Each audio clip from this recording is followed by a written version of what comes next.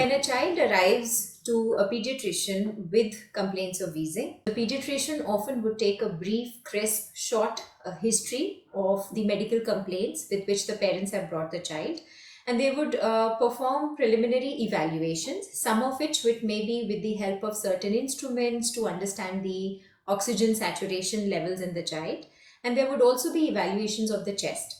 Our main concern is that is there sufficient air exchange happening? Is the baby able to take sufficient breaths to enable good amount of oxygen inside the lungs?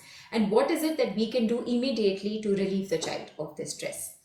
Subsequent actions will, of course, depend upon the cause which might be elicited. Some of these children may require an X ray evaluation, and for some of these children, we might offer support using various means such as oxygenation or an inhaler medicine, an oral cough syrup, supportive remedies, hydrating options, which will be again attuned to the requirement of the child.